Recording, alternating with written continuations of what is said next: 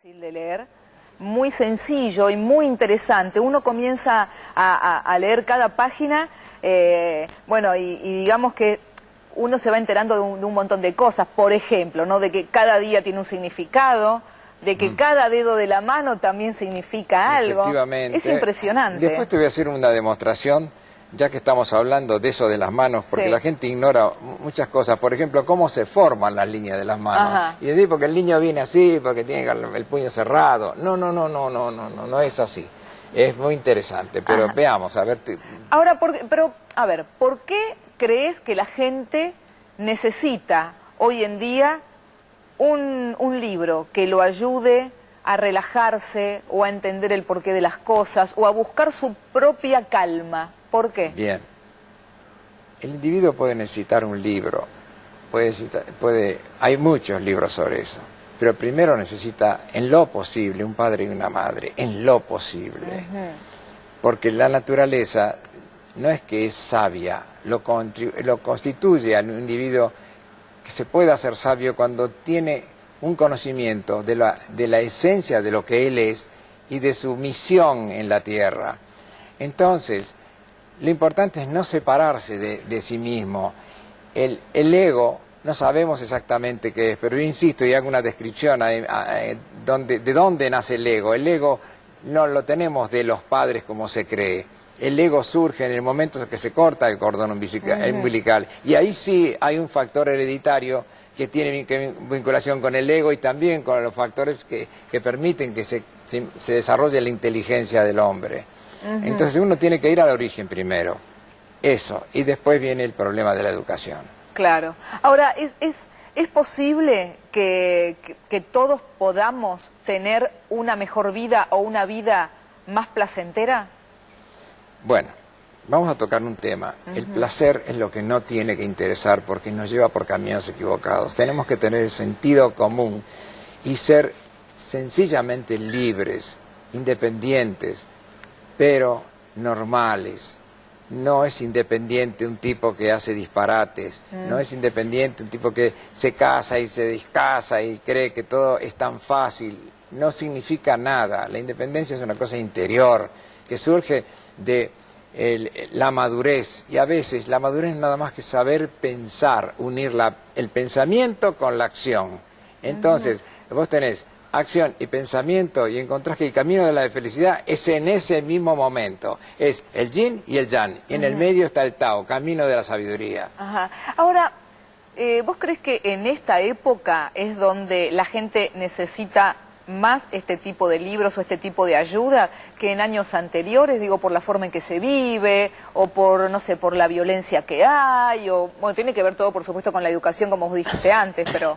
Mira, en mis libros de astrología, yo pongo los signos, pero no es un libro de astrología, tiene astronomía, educación, estamos hablando de terremotos, y estamos hablando del clima, tiene un montón de cosas que son necesarias para que la gente conozca. Todos los datos esos ayudan, pero lo que fundamental es que nosotros entendamos cuál es el concepto principal de la filosofía sobre el hombre. El hombre como misión tiene que ser bueno. Siendo bueno, el bueno y el humilde tienen el conocimiento máximo que a veces no logra un filósofo, que no logra un gran sabio. Entonces no necesitamos ni siquiera el dinero para eso. Claro, pero justamente hoy en día por ahí la gente o corre detrás del dinero, corre detrás de la ambición, corre detrás, no sé, de conseguir un mejor trabajo, corre detrás de un montón de cosas y no para un minuto a pensar, ¿no? Bueno, digamos, este autoapoyo le ayuda, pero tienen que tener el conocimiento de la realidad. Lo que están haciendo es algo que está precipitado por el deseo, porque si no hay un deseo, no existe eso, y el deseo es en cierto modo el temor que te provoca, algo que está en la memoria de la conciencia, que no está borrado, que no está corregido, y entonces empieza a tener angustias, imperio de tengo que tener esto, tengo que tener aquello, tengo que poner la ropa, tengo que ser, y el tengo y el quiero y el quiero y el tengo, y además después uno tiene todo lo que quiere tener, pero no se tiene a sí mismo, porque va alargando el interior para afuera. No, el interior tiene que conservarlo íntegramente. y lo otro tiene que estar afuera de él, no adentro. Porque hay tipos que se desviven por tener un auto más grande que el del vecino. Claro. O de mostrar una ropa tal y quieren tener... O la marca tal, ¿no? Bueno, un bienestar como para darle envidia al otro, o para decirle, mirá lo que yo tengo que vos no tenés. Esas cosas son terribles, por eso hablo de los 7 pecados capitales. Sí, sí, se habla acá de los 7 pecados capitales, es impresionante. Sí, pero no me quiero hacer el religioso, no, porque no se trata de eso. Se trata de ir comprendiendo las mínimas cosas que nos pueden dar felicidad, ¿no? Así como los mínimos conocimientos que uno está hablando, de que a veces te asustás de que te pasa algo y a veces uno basta con un poquito de relax para que ordenes tus pensamientos y uno salga por uno mismo de esos trances negativos a veces, ¿no? Como pueden ser los del estrés. Ajá. Ahora te voy a hacer unas preguntas sobre el estrés, pero por ejemplo, acá también hay algo que me llamó la atención y también esto seguramente tiene que ver con la observación tuya. Dice, uno de los, digamos, de los títulos dentro de este libro es que no falte el abrazo. Y vos describís, según cómo una persona te abraza, cómo es esa persona, o qué problemas o qué oculta esa persona.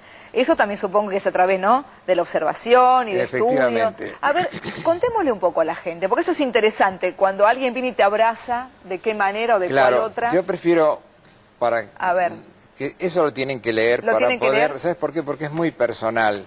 Pero te voy a decir lo siguiente, yo sé que si te abrazo yo sabría cómo abrazarte. En verdad, pero una cosa es el abrazo sincero, sí, que está, digamos, en la parte sanguínea, y la otra es el hábito ya del abrazo, es completamente distinto, ¿no? Eso de la camaradería, que después se agregó el beso, que el hombre va y besa, hay cosas que son simbólicas, pero hay algo más simbólico que la corbata y sin embargo todo el mundo se saca la corbata. Claro, porque corbata viene de cravat, tiene mucho que ver esto como símbolo de la amistad, es el símbolo por sobre todas las cosas. Y todo el mundo se saca los obreros, el otro no, cuando tendrían que tener corbata como si retomar ese símbolo, que viene de los croatas, ¿no? De ahí viene la palabra corbata, sí, corbata. Exactamente. Entonces, ¿vos tenés algo de corbata, no? Sí. Sí. Bueno, muy bien. sí, por parte de mi abuelo paterno. Ah, qué bien que está sí, eso. Sí, bueno, sí. Entonces mirá por dónde fuimos a parar, pero de todas maneras... Ahí llegamos. El asunto está en esto. Para que sea un misterio, no puedo estar explicándolo. Simplemente estamos dándole tentativamente algo que sepan, que se puede entender algo mejor, así como lo de las manos. De las manos, de todas maneras, después te voy a si me permitís tus manos, voy a marcar para que la gente sepa cuál es la línea de la vida, y qué cosas se han descubierto ahora. No estamos hablando como los gitanos, que los respeto mucho, pero eso no tiene nada que ver con el conocimiento verdadero de la vida o del futuro del hombre, ¿no? Ahora hay otra cosa, es quirogenética, es otra cosa distinta. Entonces vamos a contarle a la gente, porque tiene razón, yo porque soy una preguntona y una curiosa, y como lo leí, además me pareció atrapante esta cuestión del abrazo, que bueno, por supuesto lo tienen que leer. También, a ver, según cómo te toca una persona, puede significar una cosa, puede significar algo maternal o no, una seducción o lo que sea. Pero, por ejemplo, a ver, cuando una persona está estresada y no sabe qué hacer, ¿qué es lo que aconsejas que haga, por ejemplo, cuando llega a su casa? Como para relajarse, dormir mejor. Hay muchas cosas, ahí hay un método, ¿no es cierto? Porque el gran problema del estrés es la acumulación, entre otras cosas, de electricidad. Electricidad ambiental, que a lo mejor no es lo que te estoy contando ahí, pero algo de eso lo hablo. El hecho de la electricidad ambiental son los roces que uno tiene por la cantidad de materiales plásticos que está constantemente tocando y rozando, y en un colectivo, en el tren, y además del contacto del aire mismo, que está muy viciado, muy feo, por diferentes razones, porque no llueve, porque estamos en época de continúa el sol quieto, después vamos a hablar de eso, que no trae lluvias, al contrario, trae sequía. Entonces la estática es mucho mayor. Entonces uno cuando llega a su casa, el ideal es que pueda sacarse toda esa ropa, todo eso, y se pueda, digamos, se va inmediatamente la electricidad del cuerpo con un baño, en primer lugar. Lo mismo que cuando cae la lluvia. La lluvia, ¿qué tiene de bueno? Es que todos los iones que son los positivos, cargados de electricidad, no quiere decir que son buenos, son los que están cargados de electricidad positiva, caen al suelo y se terminó. Se acaba con eso. Bueno, en el organismo pasa lo mismo. Primero, antes que nada, eso.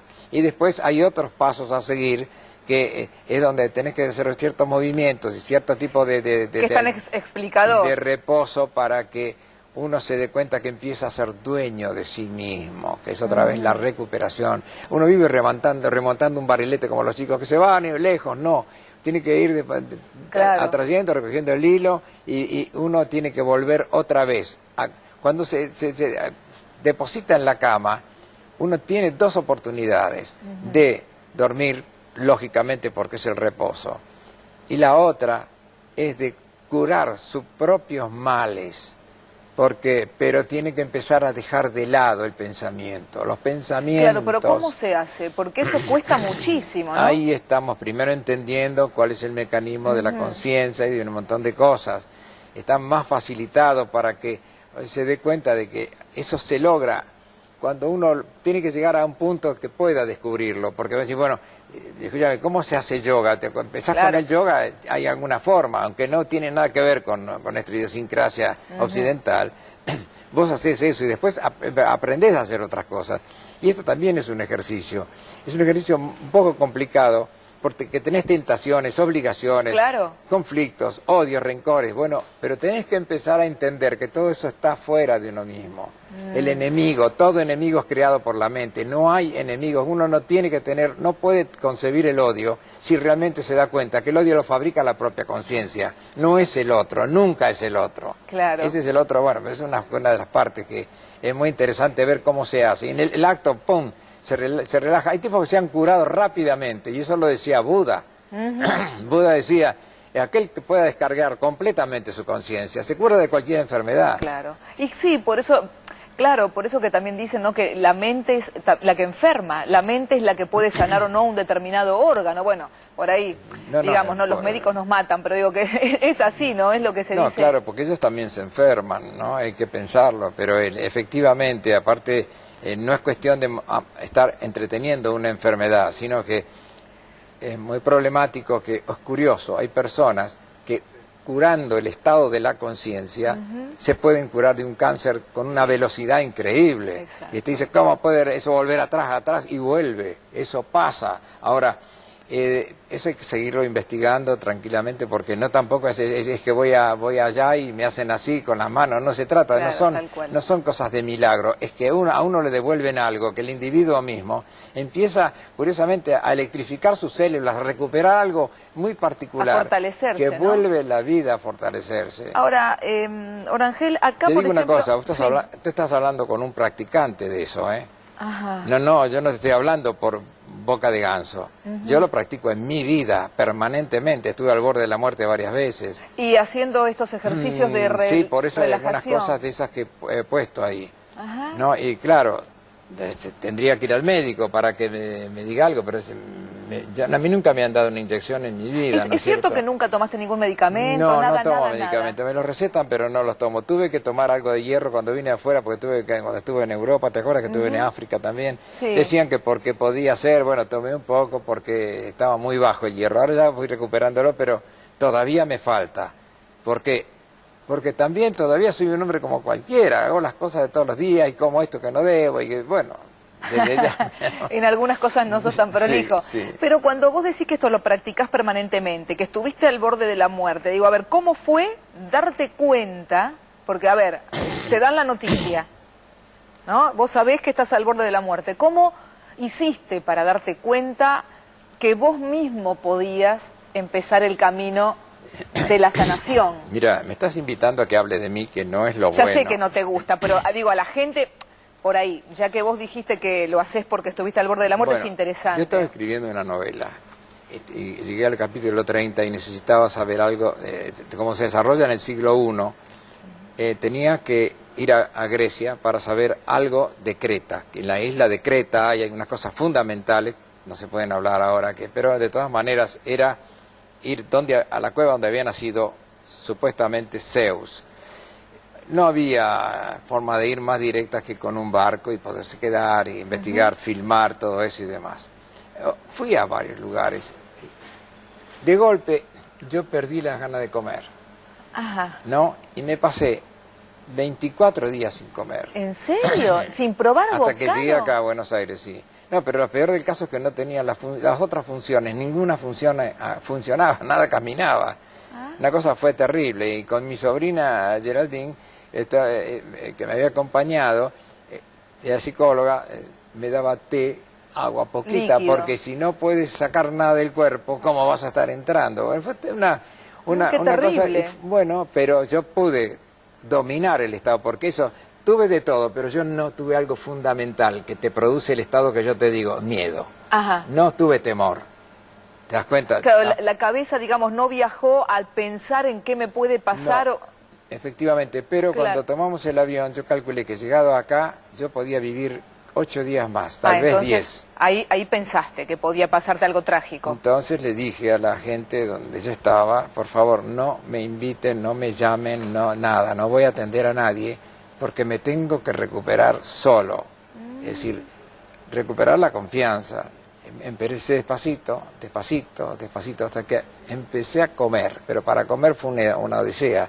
Tuve que poner 18 productos distintos y probarlos. Lo que pasa que no era que no comía, no tenía sentido del gusto, no sentía gusto a nada, todo tenía gusto a cartón para mí. ¿Y nunca se supo a qué se debió ese estado que Bueno, tuviste? siempre, viste, son teorías de que uno... Lo primero es el desacostumbramiento. Me decían que podía ser una bacteria, que esto, que lo otro. Bueno, la cosa es que perdí 1 litro de sangre. Yo me fui con 3 millones y medio de glóbulos, 4 millones y medio y volví con 3,5.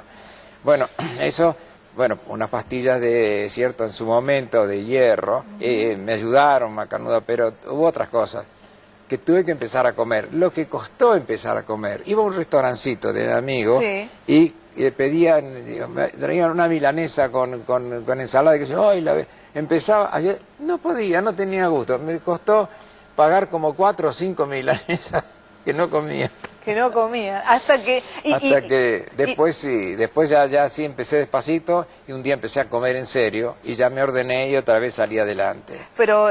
a ver, mientras transitaste todos esos días que no querías comer, hacías esto de la relajación... Hacía permanentemente la relajación y después iba ingresando al cuerpo cosas que me fueron alimentando, ¿no es cierto? De a poquito, hasta me hacía polenta. ¿Respirabas también así, digo, sí, hacías las respiraciones? Sí, pero unas respiraciones muy sencillas, no yoga. Mi trabajo era hacer unas respiraciones muy sencillas, pero te voy a decir una cosa, algo fundamental que hice, rezar. Ajá. Es una cosa muy delicada, porque no se trata de creer o no creer, porque el hecho de que yo crea en Dios o no crea en Dios no significa que Dios existe o que no existe. Simplemente, en mi familia era muy creyente, mi madre, por supuesto, y ellos me dieron una educación. Pero esto de sentir algo, buscar la esencia de que uno tiene algo, que eso que viene de arriba lo encontrás, y si lo encontrás, buscas, rogas y conseguís. Y más cuando se trata de una cosa de Señor, ayuda. Claro. Sí, además, por lo que decís, digo, no te entregaste, no te querías ir, te querías quedar. No es verdad. Eso... Ángela también me ayudó mucho, Claro, que los dos querían quedarse, así que estuvo bueno. Y eso de que acá también se habla, ¿no? Que por supuesto la gente también tiene todos los detalles, el tipo de música que uno tiene que escuchar cuando llega a su casa para desprenderse de los problemas, de las tensiones del día. ¿Eso también lo respetabas vos o lo hacés, por ejemplo, lo hago hoy? todo el tiempo. Yo trato de poner música, te voy a decir, yo he sido músico siempre, sí. Pero nunca fui un gran músico, intenté ser un poquito de pianito, una cosa, tengo un piano y de vez en cuando toco, pero cometo los mismos errores que hace 20 años. No creo. Alguna cosa corrijo, pero es terrible eso. Pero te quiero decir que yo uso la música para parar los ruidos de la calle. Entonces, los ruidos que son muy molestos, que nosotros no tenemos todavía... no nos damos cuenta que pronto, en 20 años más, vamos a tener una población seguramente de 80% de sordos acá. Es terrible cómo cómo te consume el calcio, el grito, el ruido, las frenadas bruscas, las bocinas, todo lo que... no nos damos cuenta de eso. Entonces, además, ¿qué clase de amor va a ser el ser humano en medio de tantos ruidos y de tantas cosas? Si se necesita un placer, no vas a tener que ir forzosamente, al Mar Negro para buscar el regocijo del No, además sexo. en todos lados hay bullicio, hay ruido, Sí. los chicos escuchan la música altísima, van con los MP3, van conectados y yo a veces de verdad que tomo subte y le escucho yo la música. Bueno, las estridencias son las problemáticas y saben muy bien que eso, desgraciadamente, la droga se ha apoderado hasta de la música y usa los elementos esos de las cuerdas y sexta cuerda y demás y los agudos, porque entonces te hacen que la preocupación de hacerte perder el control, eso es muy malo, muy dañino y es muy perverso también. Y veo que hay músicas que se han introducido en lugares donde antes no pasaba y te meten esa música disonante. Imagínate que es tan brava la disonancia que las usaban, las han usado y las siguen usando en algunos aeropuertos para espantar a las aves esas que se entran se meten con los aviones y traen problemas. Claro. Y además se ha probado en los campos de trigo, ¿no? Se han puesto parlantes gigantescos con música de esa estridente, ¿no? Y otros con música de Bach, y el otro crecía 20 centímetros más en 2 meses comparado con estos que quedaban todos chatitos ahí que no crecían. Entonces hay que imaginarse lo que provoca eso en el ser humano, ¿no? En el ser humano, sí. Además te ayuda a tener algo de un desarrollo, un apoyo seguro a la maldad, que uno no se da cuenta. ¿Qué significa? ¿Sí? ¿Desarrollo a la maldad? A la maldad porque te planta las ideas fijas de una manera tal. Claro, el error lo sostenés y lo vas a defender siempre. Y siempre, todo lo que sea malo, vas a decir, le vas a dar siempre el sí al malo, al violento, al cruel. Esa es otra serie de problemas que están pasando ahora. Qué peligro, ¿eh? No, es muy serio, porque para los chicos que hacen justicia con su propia mano, un niño que no sabe ni qué es la justicia, no sabe nada, no tiene ni idea, entonces no pueden discernir, otro gran problema. Eso bueno, pero yo no me voy a poner en juez ni en parte, no debo entrar en ese terreno, porque soy un hombre que me puedo equivocar como cualquiera, ¿no? Vamos a hacer una cosa, vamos a hacer una pausa, pero así, de chiquitita, muy chiquitita. Invitamos a la gente a que no se vayan, se queden allí porque hay mucho más para hablar sobre este libro, Revolución. Algo de astrología, ¿no es cierto? Para después. Pero por supuesto, los signos que nos depara a cada uno de nosotros en lo que resta del año, pero para eso tenés que quedarte ahí, ya volvemos.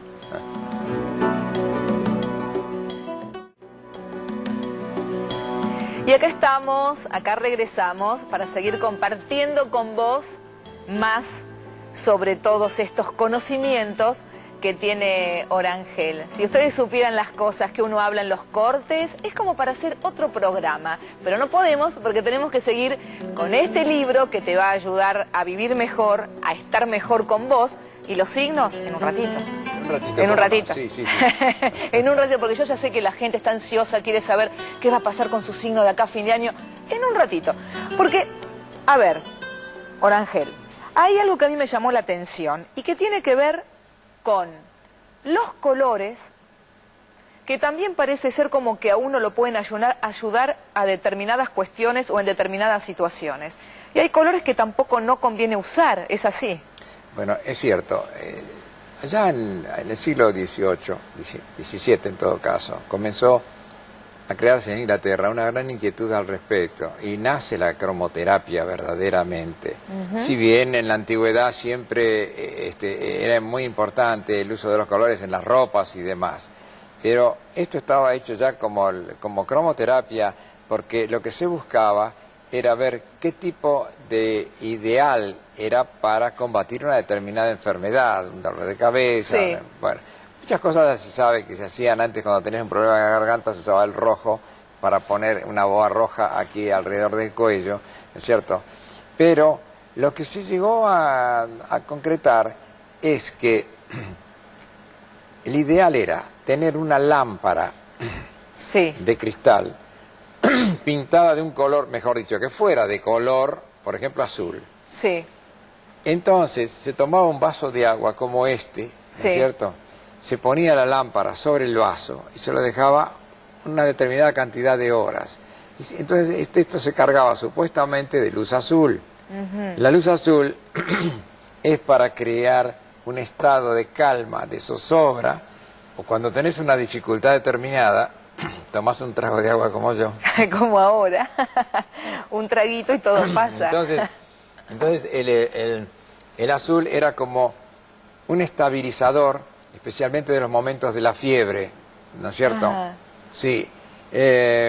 Y Lo curioso es que estudiando los colores distintos, así como que el rojo exalta demasiado, ¿no? El amarillo estaba más ligado con los riñones, fueron encontrando un sentido con los distintos plexos. Ajá. Entonces, podríamos decir con los chakras Con también, los que chakras. después vamos a hablar, pero lo interesante es que en los hospitales se empezó a difundir la idea de que no se le podía dar poner a los enfermos sábanas de cualquier color, Ajá. sino que se buscaba el color, un color muy tenue, muy digamos, casi violáceo, apenas violáceo, ¿no?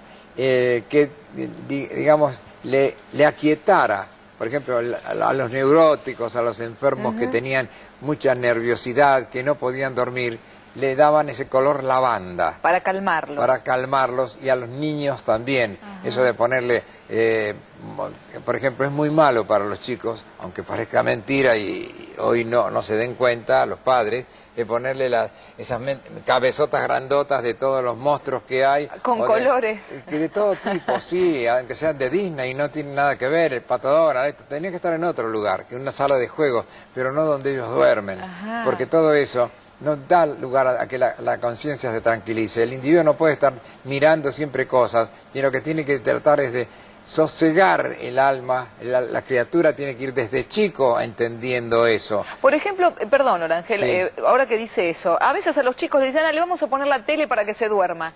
Es tremendo también eso. No, eso es una Bueno, cosa, uno tampoco... es conectarlo ya con algo muy malo, muy desfavorable para él, para la criatura. Es decir, de por sí la televisión Claro. tendría que ser exclusivamente para adultos, y eso de que para niños o no niños, mira, eso no lo podemos todavía entender, porque las criaturas está quemándole el proceso de la infancia. Entonces todavía no está asimilando la leche materna, que el chico ya está casi obligado a entender determinadas cosas, que en los procesos es muy malo, porque eso es lo que forma la conciencia del terror, pero a corto plazo. Pero a nosotros también, digo, nos hace mal. Bueno, me voy a dormir y dejo la sí. tele prendida. Es Claro, pésimo pero eso. uno ya, de cierto modo, cambia, si no tiene que dejar ningún aparato prendido, porque a veces uno duerme con la radio, que yo, bueno, porque pones un poco de música, está bien, estoy de acuerdo, suavemente las cosas, pero en sí, si uno descansa verdaderamente y puede ser feliz al día siguiente si logra que su conciencia descanse con uno. No tiene que fabricar nada, tiene que acostarse si quiere para tener un pensamiento. Piense en una casita donde quiera, en la Sierra de Córdoba, en los Alpes, donde sea. Piense en algo muy, muy agradable. Eso es la última imagen que quiero tener. Ajá. Y si quieren antes, piensen en todo lo horrible, porque después dicen que me cruzan. No, lo importante es que el último pensamiento sea... al cerrar los ojos y dormirse, va a involucrar el estado de la conciencia, Claro. y le va a dar como un baño de regocijo. A la Claro. mañana siguiente no va a tener dolor en la nuca, en la espalda, se va a levantar con ánimo. Es otra cosa completamente distinta. Claro, lo ideal entonces es pensar en una imagen o en un paisaje que sea placentero, que sea, Claro. ¿no?, reconfortante para uno y se pueda relajar. En realidad estamos haciendo una cuestión, digamos, es un pequeño ejercicio, no es tan fácil así, pero... No porque exige una No, concentración. porque si uno terminó comiéndose una cantidad de chorizos picantes y de ravioli con no sé qué, y ya no... Le va a costar un poco. Le Va a pensar en la parrillita Sí, nomás. sí. Ahora, ¿y qué pasa con esa gente que dice, ay, me voy a poner una cintita roja para alejar la mala onda? ¿Eso es verdad? ¿No es verdad? ¿No sirve? Bueno, eso viene de los alquimistas. Ajá. Ellos dicen, a la derecha el rojo, La roja. a la izquierda el azul o el verde. En realidad es el azul, pero bueno, vamos a poner el verde porque tiene que ver con los colores primarios, rojo y azul, ¿no? Entonces, a la derecha el oro y a la izquierda la plata. Ajá. A la derecha el yang y a la izquierda el yin, ¿no? Entonces, hay como decir, el polo positivo está aquí a la derecha y el negativo a la izquierda. Esto es un juego, pero tiene algo de realidad, en cierto modo, Porque lo que se pretende es formar un arco voltaico, de manera que haga esto y de protección. Ajá. Entonces, o haga esto, el rojo, Sí. y termina en En el el azul. azul.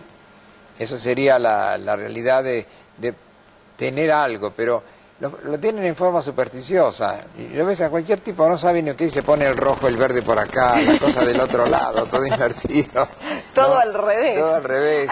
Habría que preguntarle cómo le fue. Claro. Digo, si le fue bien o si le fue mal. Claro, de pronto le va bien en la vida porque eso no depende Claro. de la vida ni de nada. Eso simplemente son pequeños factores electromagnéticos remotos y para eso hay que entender por qué se los pone, porque si no, no tiene ninguna importancia.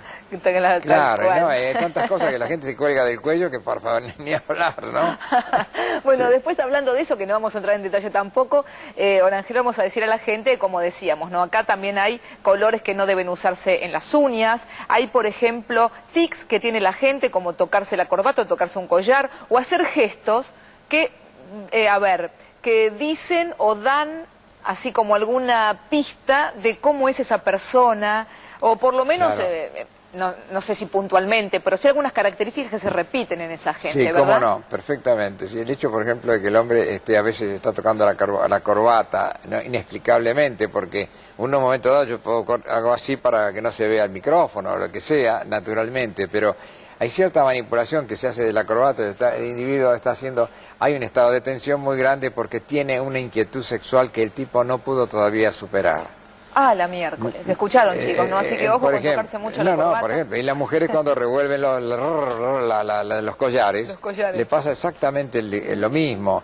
Hay una inmadurez que se gesta por insatisfacción sexual. Bueno, hay muchas otras cosas más que desde ya no voy a estar dando detalles, pero quiero decir que las manos son las que están representando en ese momento Claro. la quisquillosidad de la conciencia. Sí, es impresionante, por eso digo que es muy interesante leer cada uno de los detalles, porque ahora yo hago esto, desde que leí el libro me siento delante de alguien y lo empiezo a mirar, a ver qué hace con el dedo, qué hace, claro, si se toca, si no se toca, Sí. Es maravilloso. Ahora, a ver, ¿qué es el karma y qué es la reencarnación? Bueno, son temas ya muy peliagudos esos, pero el karma pertenece a los hindúes, vamos a frenarlo ahí. Ajá. En el libro puse una definición del karma a Krishnamurti. Krishnamurti fue un filósofo, un sabio muy grande que se radicó en Europa y que, bueno, él fue y dio muchas enseñanzas sobre el conocimiento propio. Y yo pertenecía a la escuela del conocimiento propio, era muy jovencito, tenía 24 años por allí, y estaba con varios personajes. Uno de ellos, un gran matemático, que fue el que me orientó mucho en la vida a mí, se llamaba Misha Kotlar. Entonces, lo que importaba ahí era la humildad, y el conocimiento propio tenía un fundamento gratificante, porque a uno le daba una libertad absoluta frente a las cosas, y no cambiaba nada en la persona, podía tener dinero, podía no tenerlo, pero él era él mismo. En ese caso, Krishnamurti no escribía Raja Gopal, que era su secretario, nos contaba cosas y teníamos un gran carteo, muy bien. Ahora, él da la clave, por eso me va a importar después que cada uno lea eso, cuando que tenga el libro, Tal cual, pero sí. En sí el karma no tiene nada que ver con la reencarnación, porque uno dice, bueno, y sí, es mi karma, Claro, sí, bueno, es que en uno... otra vida fui gato, sí. fui perro, fui flor, no sé qué, todo ese tipo de cosas.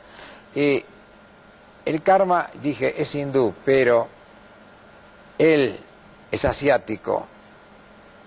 Lo otro, la reencarnación, tiene un origen africano. Ajá. Hay que diferenciarlo.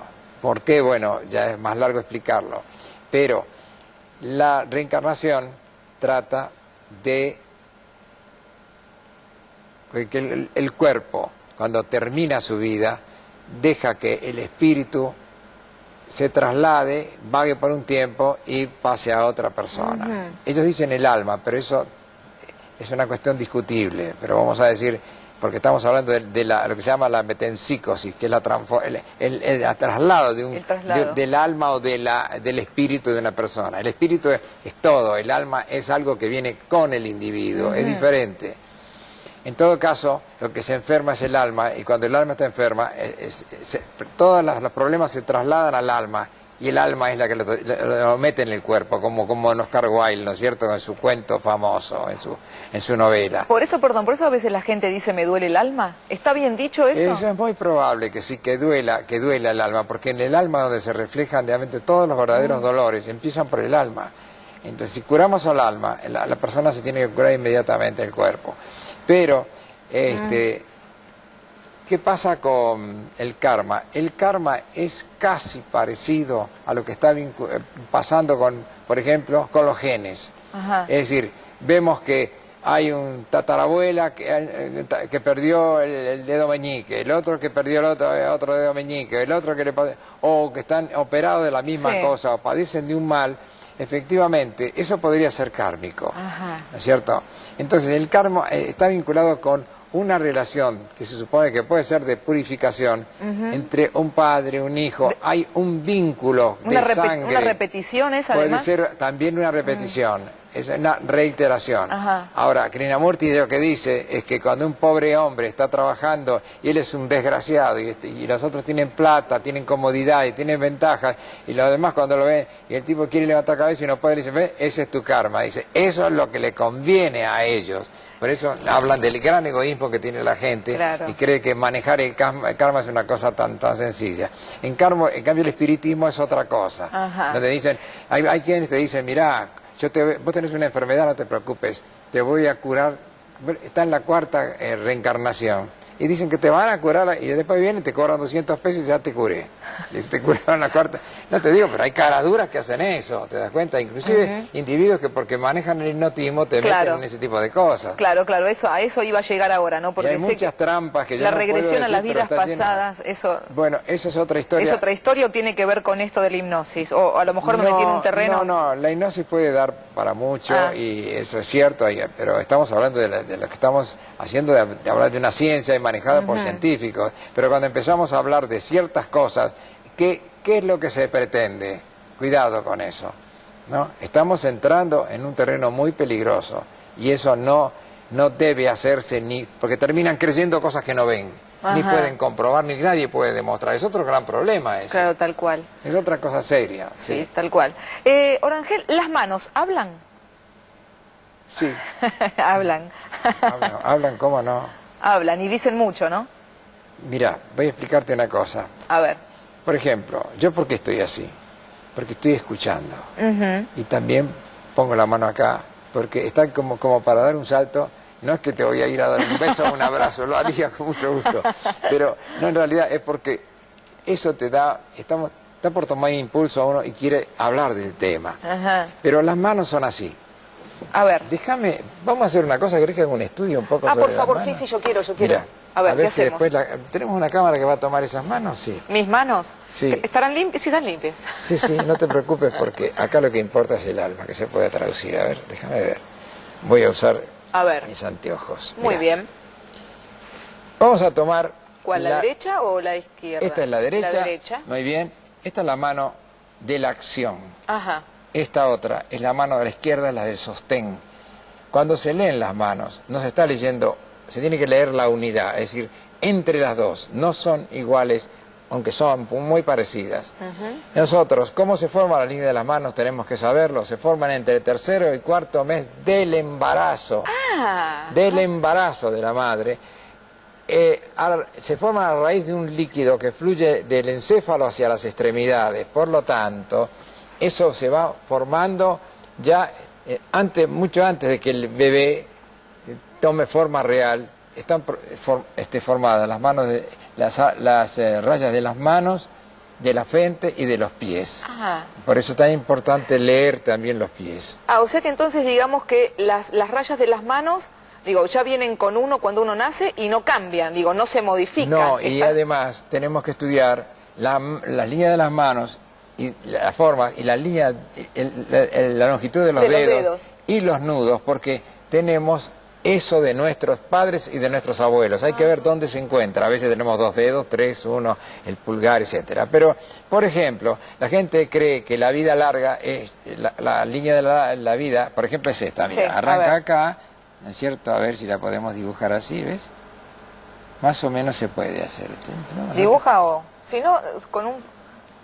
Si no con un fibrón, este a otro ver que con te- esa. a ver Si esta. no con un fibrón, lo mismo, no, Sí. después me lavo bien. Sí. Mira, esta Ahí va. está perfecta, ¿eh? Ahí está, esta es la línea. Esta sería la línea de la vida. De acuerdo a esto, si uno pensara en que la línea es muy larga, Sí. podés vivir 100 años, no, un momentito. Sí. Tenemos que ver los factores de la herencia, cómo funcionan, porque vamos a hablar de los que tienen líneas cortas.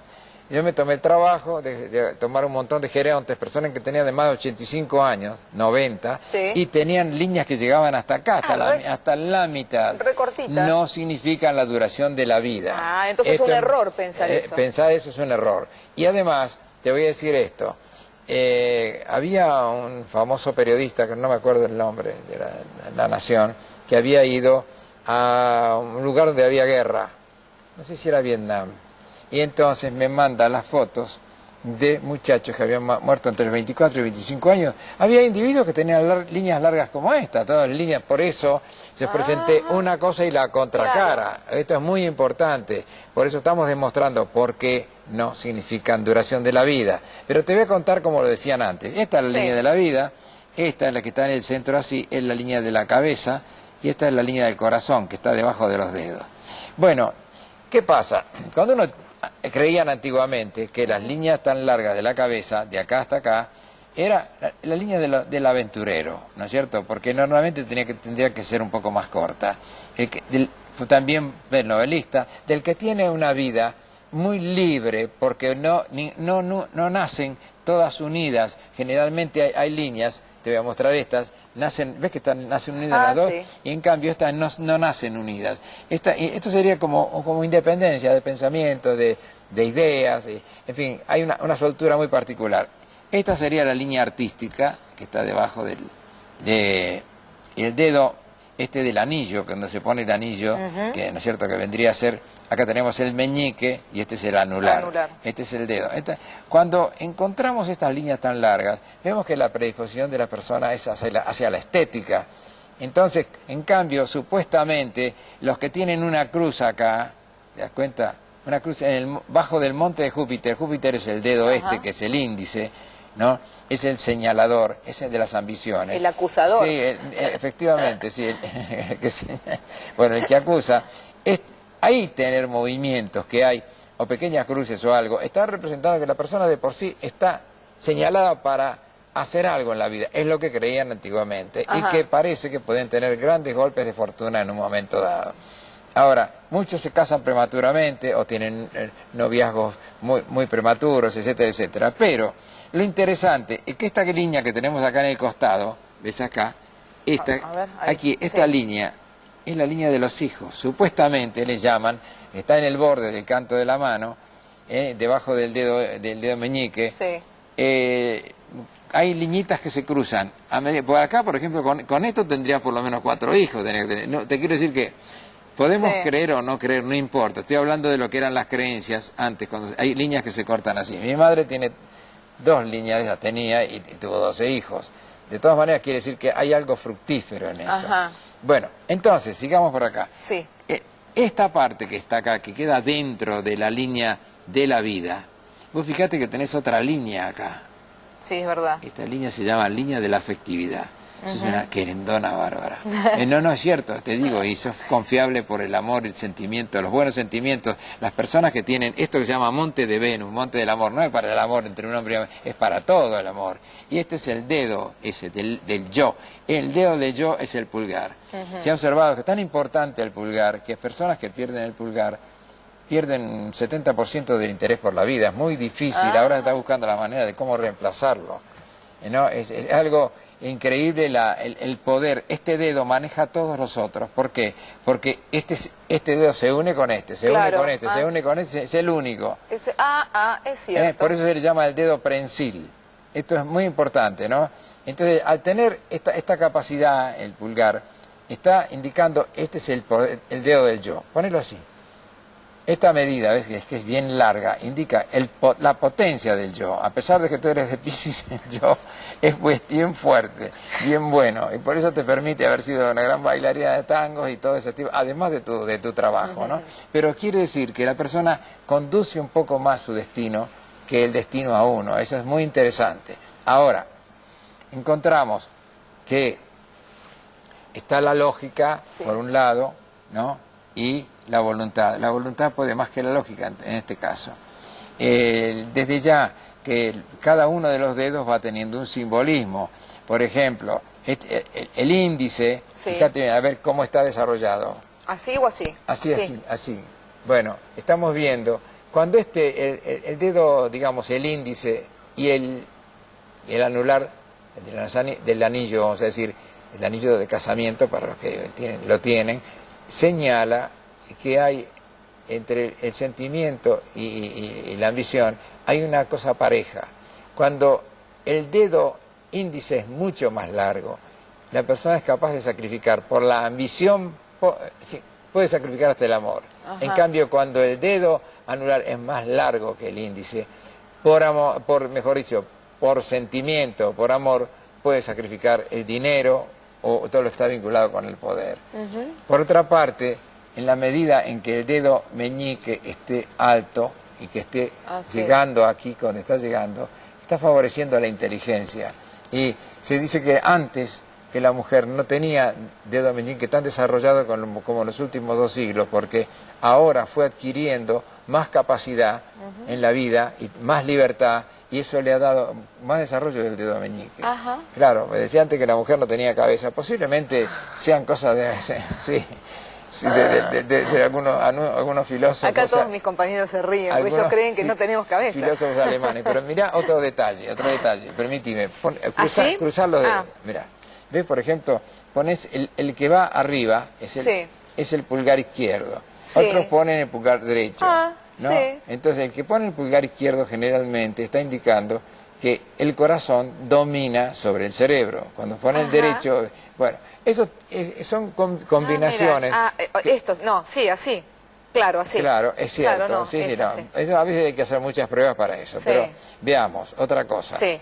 Por ejemplo, la palma esta, así es como está, es casi cuadrada, el símbolo de las palmas cuadradas, porque algunos las tienen muy chiquititas, muy usaditas. Sí. Eso, digamos, se siente como una misión muy particular en la vida. Tienen grandes limitaciones, pero tienen una exagerada sensibilidad. Ajá. Y es casi hasta ya un condenado a ser un neurótico de determinadas cosas, que puede ser o por la música, o por el amor, o por otras cosas, ¿no?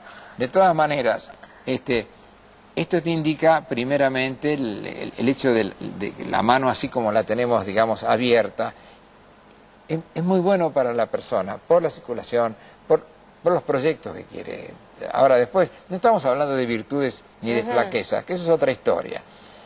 Es lo que se creía antiguamente. Ahora se sabe, por ejemplo, que el hecho de tener estas líneas sanas, así prolongadas y sanas, porque pueden tener cortaduras o cadenas o agujeritos en el centro, digamos, como quieras, como una letra O interrupciones, evidentemente indica que hay un problema digestivo que puede estar malo, un sistema cardiovascular con trastornos. Eso que cuando lo toman al bebé y se lo observa antes de nacer, se ve, y hasta los pueden operar para hacerle correcciones, porque hay una válvula que está mal, puede ser cardíaca o lo que sea, o pasa con la vista. Hay muchas cosas raras que son modernísimas ahora, que se han descubierto. Y qué bueno eso. Claro, ya estamos en la quirogenética, ya no es quiromancia, no es adivinación. De todas formas, una cosa digo, son esas líneas que interrumpen, que ya llegan con el bebé y tienen solución, pero uno va viviendo, ¿no? Estas líneas vienen con uno, pero cuando aparecen otras líneas tienen que ver con eso, sí, con salud, no muchas, son las mismas líneas. Ajá. Lo que pasa es que a veces la circulación de la sangre, porque eso no te olvides que vos pones una impresión digital y esto es para toda la vida. Ahora, a lo mejor después te lastimás, te cortás, qué sé yo, puedes tener, pero no, esto es para toda la vida. Lo que pasa que si uno tiene operaciones, hay personas que han estado en la guerra y hay líneas que se le han quebrado. ¿No? Y que antes no había fotos de eso. Es decir, hay cosas que se van aprendiendo, que se están estudiando siempre, sobre todavía todo el misterio. Ahora, los bebés se hacen estudio de los piecitos que como no tuvieron contacto con ninguno, está perfecto, está justo ahí para hacer el estudio. Y han descubierto todas estas cosas. Ahora, puede ser, por ejemplo, pues a lo mejor eso es un mito o algo que se decía y no existe, cuando, por ejemplo, agarran la mano de alguien y dicen, uy, vas a tener un accidente a tal edad. No, todo eso es una proyección de la misma persona, directamente. Ajá. Sí, eso no tiene nada que ver. No tiene nada que ver. Nada que ver, pero seguro es lo que te digo.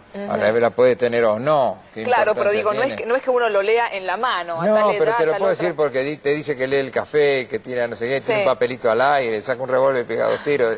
Depende, todo lo que quieres, todas esas son fantasías que tiene y te hablan de los mayas. ¿Para qué te hablan de los mayas? La gente nunca se imaginó que los mayas no son lo que dicen, no tienen ni idea de lo que son los mayas. Yo hacía 25 años que fui a hablar sobre los mayas a México y ya me querían comer los indios allá. ¿En serio? Claro, porque no aceptaban trabajos que ellos dijeron todas las cosas equivocadas sobre los planetas. Entonces, bueno, claro, porque ahora se están encargando de querer arreglar y terminan falsificando la historia. No es que los mexicanos están haciendo eso, pero hay mucha gente interesada para que todos sigan vendiendo el negocio de los mayas. Claro. ¿Te das cuenta? Entiendo. Es una cosa terrible. ¿Seguimos en un ratito? Sí. ¿Otra pausa? Y vamos a hablar otra vez ¿Los signos? Si recordamos que le vamos a hablar desde ahora hasta fin de año qué es lo que va a pasar para cada uno. Perfecto, enseguida volvemos, no te vayas.